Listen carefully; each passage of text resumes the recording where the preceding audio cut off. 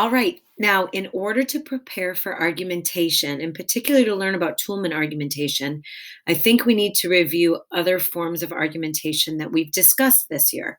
So let's take a look at classical and Rogerian argumentation to get us started. And that'll lead us into Toolman argumentation, which we'll be talking about in conjunction with Major Paper 3. All right.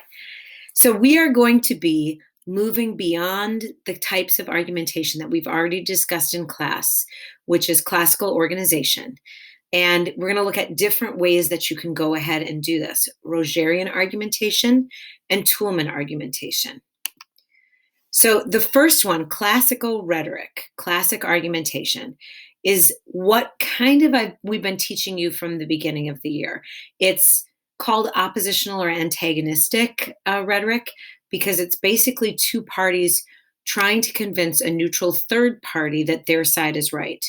So it's essentially based on the prospect that one side wins, the pro side wins, and the con side loses, or whatever it might happen to be. So in that type of argumentation, you're really not too concerned about offending anyone because you're trying to beat them at their argument. So our classical rhetoric format for the argumentation is what we've been discussing. There's introduction, which includes opening and background, and a thesis. There's the confirmation, which includes your main ideas and your claims and the proof of your claims. And then there's refutation that shows the opposing argument and then you arguing back against them, and then a conclusion. So that's what we discussed when we were talking about how to write a good classic argument. What you want to keep in mind, though, is the rhetorical triangle. When your audience changes, that means the method that you're using to convince your audience should also change. So the message changes, and the way you structure the message should change if your audience changes. So let's say instead, if your audience isn't like people who agree with you or a neutral third party, and your audience instead is people who are completely opposed to what you have to say, you have to go about convincing them a little bit differently. So that's where Rogerian rhetoric comes in. This is based on Carl Rogers' theories of persuasion. And the two parties, instead of being neutral, are actually opposed to each other. So there's the speaker and then his opponents. And the two parties are trying to convince the other that their way is the right way to go.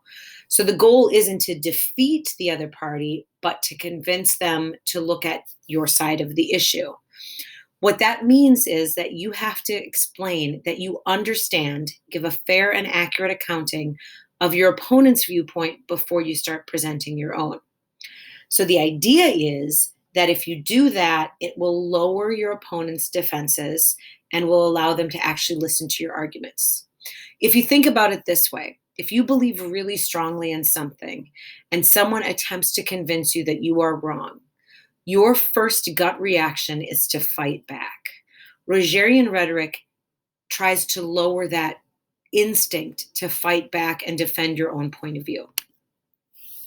So what Carl Rogers said is that feeling of threat that you have when someone attacks your viewpoint actually blocks communication.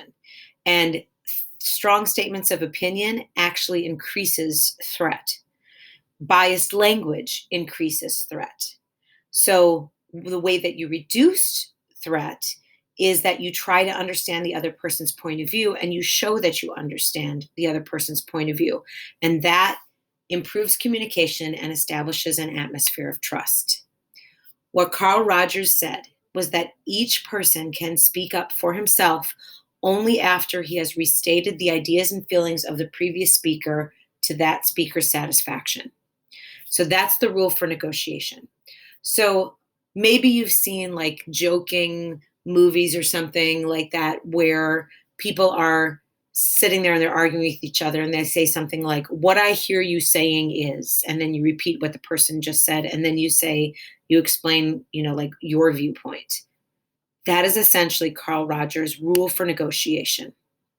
So the way that this works is if in synthesis you want to do a Rogerian synthesis, you begin with an introduction and to the problem, just a neutral introduction.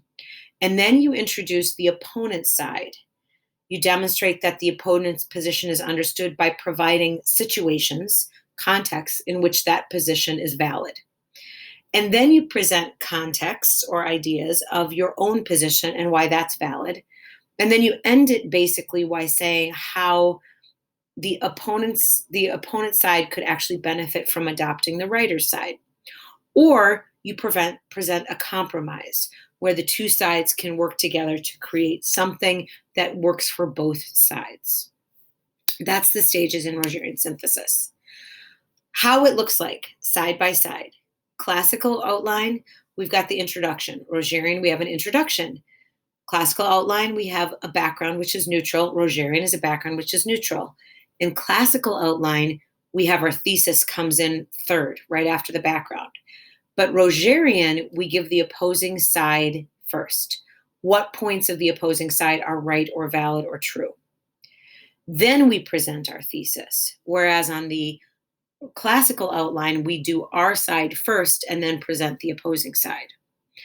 So the thesis in Rogerian outline comes like halfway through the paper. And then you move into your confirmation about what your arguments are and why your plans may be better.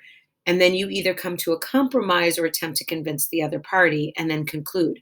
Whereas in classical organization, you agree with some things, maybe, but you fight back with others and then you conclude. So let's just say, giving an example of this is that you come home after your curfew and one of your parents is waiting for you and they want to ground you. So to do this argument, you introduce and demonstrate your understanding by saying why you know that she's upset, you miss curfew, she's worried about your safety, things like that. You explain that, and then you give in what kind of world would that be logical and reasonable to have that reaction to ground you? And that would be like if you were classically reckless or a person that you couldn't trust. But instead you present who you are. I'm involved in a lot of extracurricular activities. I'm a good student. And maybe grounding would be a solution to the problem if that wasn't the case. So then you say context for your side. And it doesn't hurt to get in a little buttering up, right? So then you say you're trustworthy, you're not reckless, you're involved in a lot of activities, so they'd have to give exceptions for those. So maybe they could start considering extending your curfew rather than grounding you for missing your curfew. And then you provide the benefits to that. So you'll feel better about your safety. I'll check in at regular times so that you know that I'm okay. But I'll be able to stay out a little bit later to get the things done that I need to get done. Rogerian negotiation. Granted, you have to wait until the temperature cools down. So if missing curfew is a big thing in your house, then you might want to wait, until a couple days later to bring this up. Okay, so that's Rogerian and classical organization. Next, we're going to talk about Toulmin organization, and it's a little bit different from these. We're going to be discussing those in class over the next couple days. So hopefully this gave you a good review of classical organization and also presented you with this alternative way of organizing your essay using Rogerian organization. All right, Toulmin organization, another way to do it, coming up soon.